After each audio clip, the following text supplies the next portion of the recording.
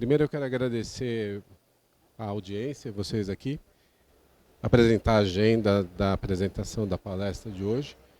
Vai ser uma apresentação onde nós vamos trazer as inovações para o mercado de mineração, principalmente na separação sólido-líquido.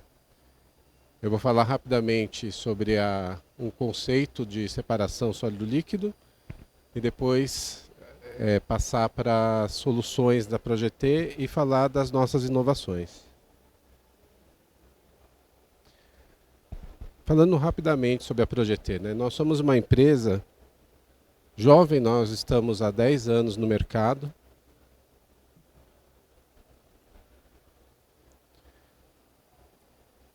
Somos uma empresa que está desde 2015 no mercado.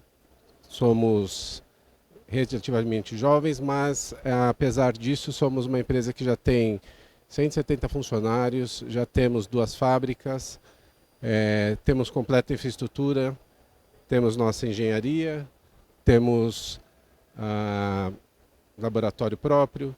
Somos uma empresa já preparada para atender todas as áreas do mercado e atender com tecnologia de ponta no que for necessário para a separação sólido-líquido. O nosso conceito é o conceito 360, onde nós partimos sempre da base da tecnologia, onde nós fazemos os testes no nosso laboratório próprio. Nós somos conveniados com a FINEP, onde fazemos os nossos desenvolvimentos e projetos de inovação. Temos engenharia própria, onde fazemos todos os nossos processos. Possuímos fabricação leve e fabricação pesada. Nós temos equipes preparadas para fazer implantação retrofit. E equipes de campo especializadas para fazer todos os tipos de trabalhos, atendimento aos nossos clientes.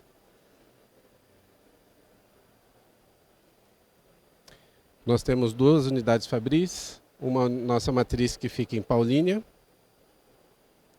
e a nossa filial que fica em Araraquara. A nossa matriz de Paulínia tem 4.000 metros quadrados, a nossa filial de Araraquara tem 5.000 metros quadrados. Na nossa matriz fica a nossa engenharia, laboratório, parte administrativa e caldeiraria leve. E na nossa filial fica a nossa caldeiraria pesada. Agora entrando no conceito da separação sólido-líquido, eu vou pedir desculpas para os entendidos nisso. Eu achei necessário falar um pouco porque eu não sabia qual era o público que estava aqui. Então eu fiz essa pequena introdução, mas vai ser bem rápida e é só para poder nivelar sobre os próximos assuntos que a gente vai seguir aqui. Quando a gente fala de separação sólido-líquido, nós estamos falando de um ponto da mineração onde você já teve toda a parte de separação da fase sólida. Então, você já teve a lavra, você já teve a britagem, já teve a moagem, e aí você começa a tratar o minério de interesse. Então é necessário que você tenha um fluxograma onde você vá tratar esse minério de acordo com aquilo que você necessita fazer, né? Então você vai ter as partes onde você vai fazer a separação dos grossos, dos finos, tratar os rejeitos, e até que você consiga separar o material de interesse e separar os seus rejeitos. É muito importante essa parte porque é justamente a parte onde você vai pegar o nobre da mineração. Porque quando a gente fala de mineração para o grande público, eles pensam que é só você ir lá, cavar e você já vai tirar o minério dali. Quando na verdade não, você tem vários passos, você precisa ter muito trabalho para que você consiga chegar até o minério de ferro que você exporta no final das contas. Ou minério de interesse, né, que pode ser qualquer tipo de minério aqui.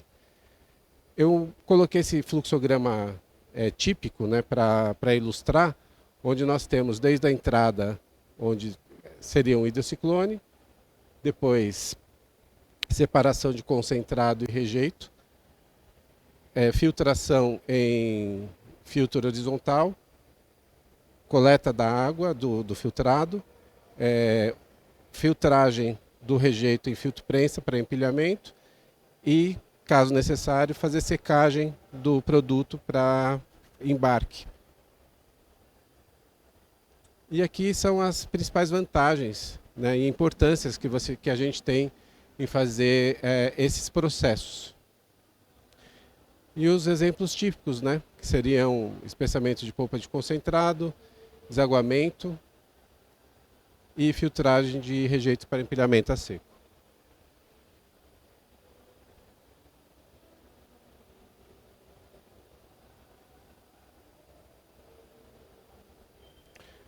As tecnologias que a gente mais usa, são as mais usuais, seriam os ciclones, que é, na verdade, uma pré-separação, os espessadores, os filtros a vácuo, que são bastante utilizados.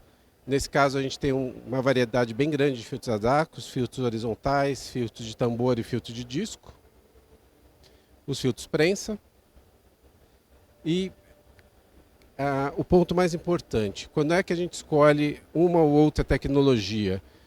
Isso vai depender muito do material de interesse, o que você quer obter daquele material e onde você quer chegar dentro do que você está fazendo ali da sua mineração.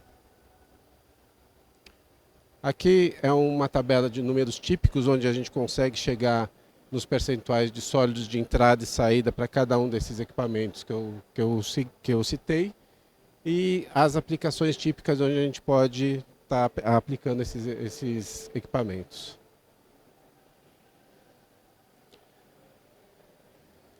Aqui são as soluções que a Projeter apresenta, né, para os vários tipos de mercados que nós atuamos. Nós atuamos em mineração e siderurgia, açúcar e álcool, papel e celulose, alimentícia e química e saneamento. E nossos equipamentos voltados para essas áreas são, é claro, os que eu coloquei no fluxograma. Então, os espessadores, clarificadores e decantadores. Nós fazemos praticamente todos os modelos, né? Fazemos espessadores tipo ponte, coluna de acionamento central, espessador de tração periférica, os clarifoculadores, os cable torque, ou cabos de torque, e os espessadores de pasta, ou tipo cônico. Os filtros de disco a vácuo são muito aplicados, principalmente em mineração de ferro, quando você precisa de uma área mais reduzida, mais alta capacidade de filtração.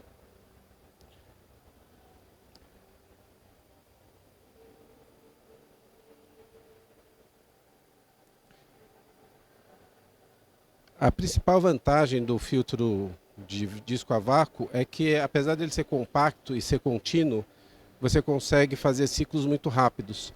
E com isso você consegue fazer ter uma produtividade alta, alcançando faixas de umidade apropriadas para o próximo passo. Ou seja, para embarque direto ou para pelotização, caso necessário. Ele apresenta alta eficiência, baixo consumo energético, a área de filtração dele é grande e, claro, o processo dele é um processo contínuo.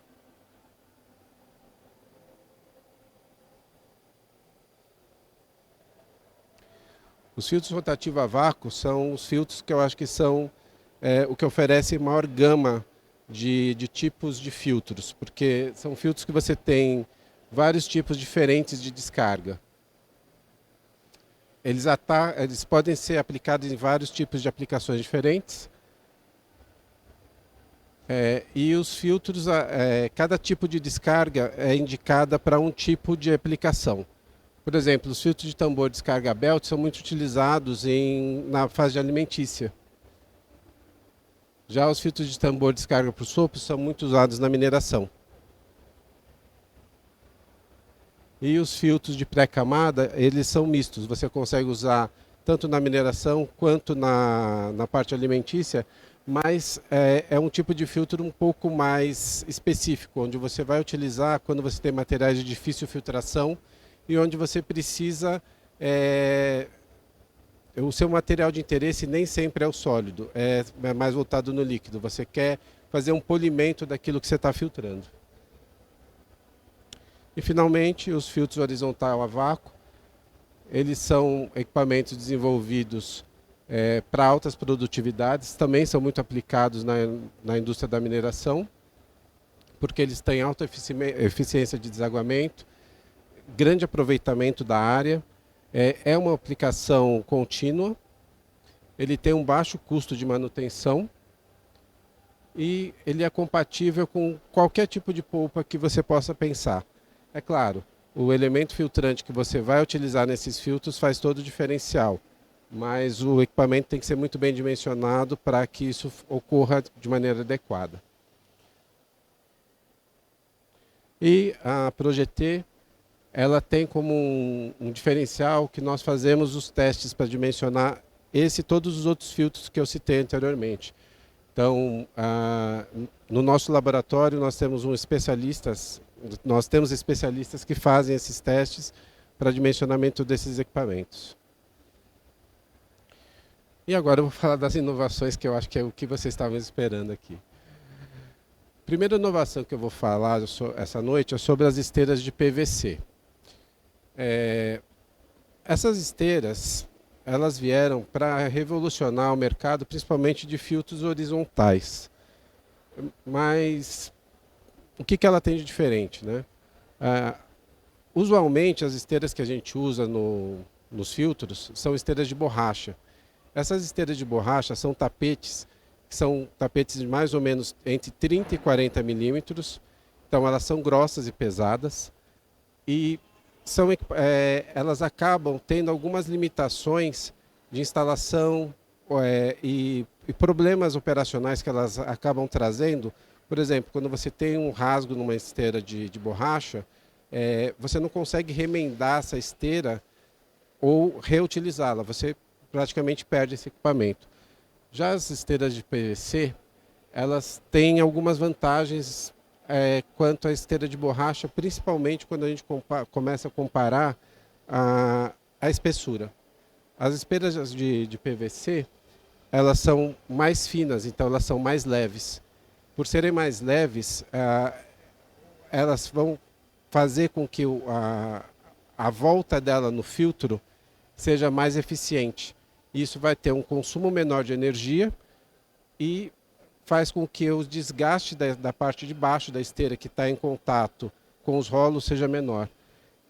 E para que esse deslizamento ocorra da maneira adequada, ela tem um lado inferior que é corrugado, que eu queria ter um laser para mostrar para vocês, mas essa foto aqui da esquerda, e a parte de cima dela, que é a foto da direita, é liso.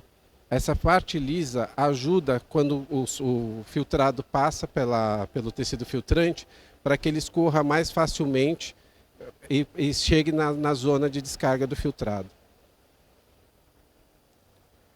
Ela tem os curbes, né, ou taliscas laterais, já sanfonados, e isso já sai de fábrica. Então a esteira ela já sai de fábrica com o curbe soldado nela, o que já é uma vantagem também, porque isso ganha tempo de montagem em campo.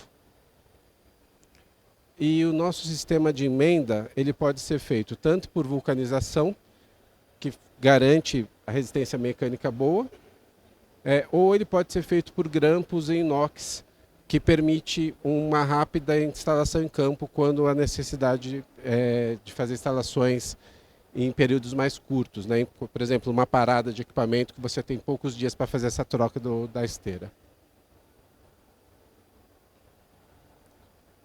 Aqui são fotos instaladas e as principais vantagens, né? Ele tem um peso reduzido, né, em relação à esteira de borracha, então com isso eu tenho menos carga sobre o filtro, com menos carga eu tenho menos desgaste dos componentes do próprio filtro, e eu tenho uma redução no desgaste mecânico. Eu tenho menos atrito na zona de deslizamento, né? Então vai demandar menos energia, né? Menos potência, então eu tenho melhor eficiência energética. E eu tenho, como essas esteiras elas são feitas totalmente aqui no Brasil, eu não dependo de importação, os nossos prazos de entrega são muito mais rápidos e muito mais curtos. E a nossa instalação também é muito mais fácil, porque uma vez que ela já sai de fábrica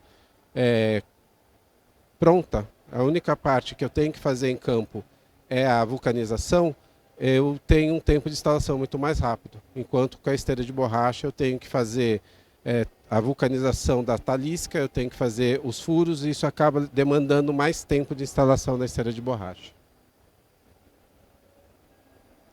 E aqui eu trouxe um estudo de caso para mostrar para vocês. Esse filtro aqui nós recebemos da mineração Taboca. Esse filtro ele tinha inicialmente 7,5 metros quadrados de área de filtração. Nós fizemos o retrofit no filtro todo e o ponto central do retrofit foi a esteira. E após o retrofit, nós conseguimos aumentar a área de filtração dele para 11 metros quadrados. Aí vocês vão me perguntar, como é que você fez para aumentar se você não mexeu na parte estrutural do filtro? Na verdade, o que acontece? Como a esteira de borracha ela é mais grossa, ela tem problemas para passar nos rolos. Então, quando você monta a esteira, você tem que ter uma zona, que é essa zona do lado de cá, que você acaba perdendo. Porque quando ele faz o retorno pelo rolo, você não consegue fazer com que ela faça a curva de maneira adequada, exatamente por causa da espessura dela. E também, exatamente pelo mesmo motivo dessa espessura, quando ela volta no rolo, você também tem que deixar ela um pouquinho mais curta. Então eu perco tanto na largura quanto no comprimento. A partir do momento que eu estou usando uma esteira que é mais fina, eu consegui aumentar a zona aqui, então eu consegui colocar o rolo mais para trás aqui, então eu ganhei mais área de filtração, tanto na largura quanto no comprimento. E com isso eu consegui aumentar a área do filtro. Então, eu não apenas fiz com que o filtro, fiz um retrofit no filtro deixando ele novinho, né? Mas eu também aumentei a área de filtração fazendo um ganho real para o meu cliente ali no final, aumentando a área dele. Então, foi um ganho total. Aí vocês vão me perguntar, mas qual que é a durabilidade dessa esteira, né?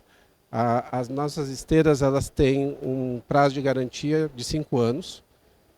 Esse prazo de garantia, é claro, se o equipamento for operado dentro das condições certas de manutenção e operação, né? E ela é capaz de transportar tanto peso quanto a esteira de borracha, né? Neste caso do retrofit que eu estou mostrando aqui, o peso específico desse material é 4,8. Então, nós estamos falando de um material que é estanho, então é um minério pesado e abrasivo, e as nossas esteiras, essa esteira está funcionando já há 3 anos e meio nesse filtro e não teve nenhum reporte de problema. É um case de sucesso. O nosso próximo inovação, eu vou falar sobre os secadores infravermelho, né? Esses secadores, eles não são desenvolvimento ProGT, né? Nós temos uma parceria com a PSS da África do Sul. E o grande diferencial desse secador é que o modo como ele opera são por filamentos de infravermelho que ficam na parte superior dele. Então, ele opera por ondas de infravermelho MIR, que é uma onda média, que faz com que a secagem seja mais eficiente, né? Ele também tem um sistema de vácuo na parte de baixo. Então, ao mesmo tempo que eu mando calor na parte superficial do minério, eu tenho um sistema de vácuo na parte de baixo para fazer com que tenha um escoamento desse minério, desse líquido que está sendo evaporado ali. Essa combinação do calor mais o vácuo faz com que esse equipamento tenha uma eficiência de secagem bem alta. E ele pode operar numa faixa entre 100 e 700 graus Celsius. Ele opera de uma maneira onde eu consiga fazer com que o material que entra na primeira câmera, vocês podem ver que ele é modular, né? Deixa eu ver na próxima foto, acho que está melhor. Aqui.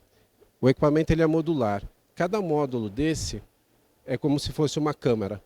Em cada câmara dessa, eu consigo colocar um exaustor na parte de baixo.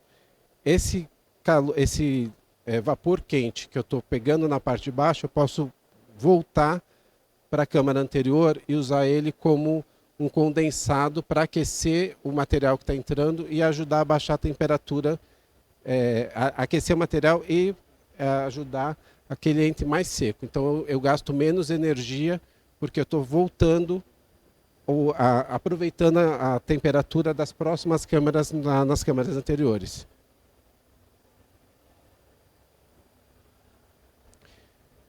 Ele é bem robusto, né? Ele funciona como uma esteira.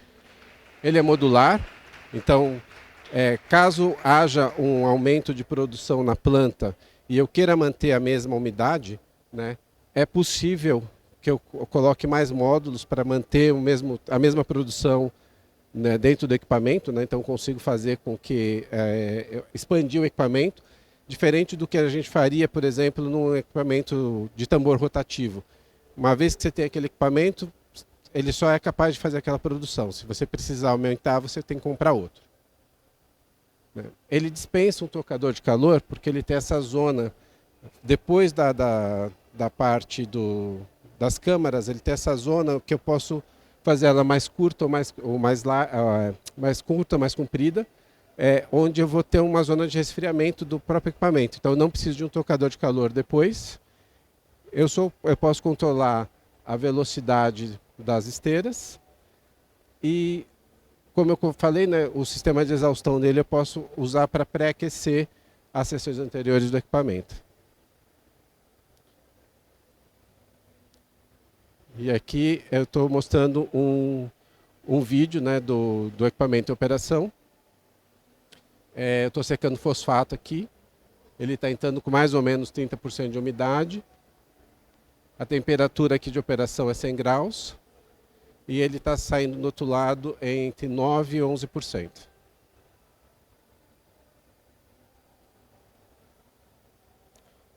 Essa zona da correia transportadora é o que a gente chama de zona de resfriamento. Então todo esse espaço, a partir da saída da câmara, é a zona de resfriamento, que é onde ele vai sair lá na descarga dele com 40 graus.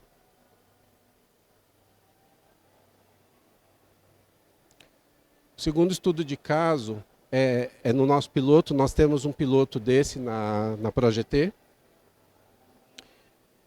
Aqui é a visão interna do equipamento, antes da gente passar o minério nele, então, para mostrar como é que funciona a câmara do infravermelho. Nós recebemos uma polpa de minério de ferro com 14% de umidade. Nós fizemos a secagem e esse minério saiu no final com 2% de umidade. Esse teste foi um piloto, né? Esse foi o final do teste piloto. Então, a temperatura de operação foi 500 graus e vai ter depois nós estamos negociando agora um piloto maior para colocar no cliente para fazer um teste em planta.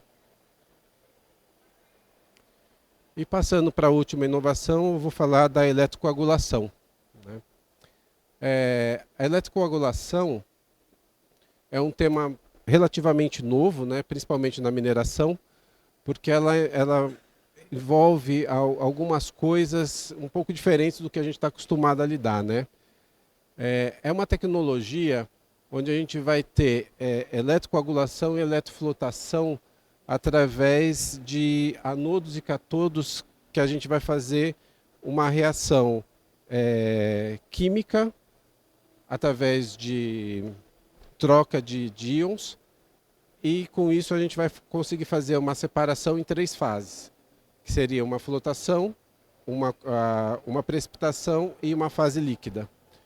Então a eletrocoagulação ela vai ser sempre baseada no meio aquoso, onde os íons metálicos vão ser separados através de coagulação, E a eletrofloculação é mais ou menos a mesma coisa, só que você vai ter liberação de gases hidrogênio e oxigênio, via hidrólise na água, e isso vai fazer flotar a parte mais leve desse material. Para explicar rapidamente, né, a gente vai ter um cátodo e um anodo. Com isso, eu vou ter a solução onde você vai ter a troca de íons, e nessa troca de íons você vai gerar um lodo, um flotado e uma fase líquida, uma fase limpa ali. Essa foto aqui é de um teste nosso que nós fizemos com vinhaça.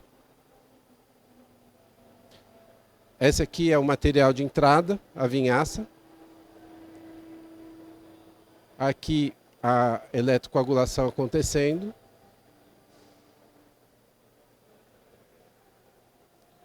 E no final nós fizemos uma decantação da fase sólida, que é a parte que está debaixo ali. Qual que é a ideia aqui, né? Como é que a gente pretende aplicar isso no futuro na mineração? Desculpa, deixa eu falar aqui dos números, né, da eletrocoagulação. Esses são os resultados do ensaio que eu mostrei para vocês aqui.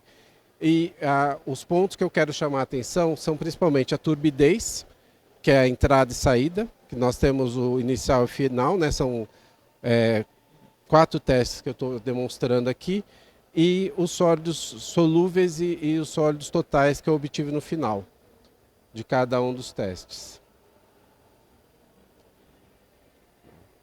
Os nossos próximos passos é fazer uma planta piloto da eletrocoagulação, para que nós consigamos fazer isso numa escala maior. Hoje em dia a gente consegue fazer isso em laboratório, mas a ideia é fazer isso numa escala maior para comprovar a eficiência dessa tecnologia.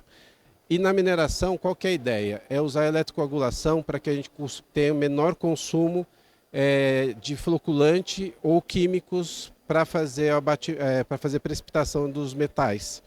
Ou seja, eu vou ter um tanque onde eu vou fazer a eletrocoagulação e com isso eu vou reduzir o consumo de floculante.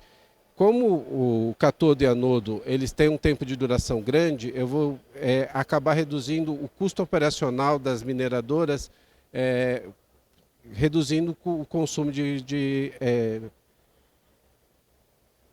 químicos dentro delas.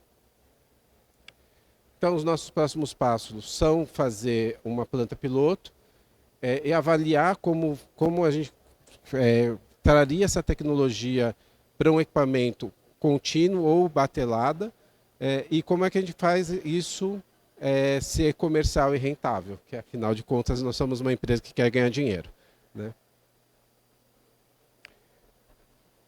Eu sei que a gente está apertado do tempo, a gente está no último horário, mas se tiver perguntas eu vou ficar muito feliz em responder.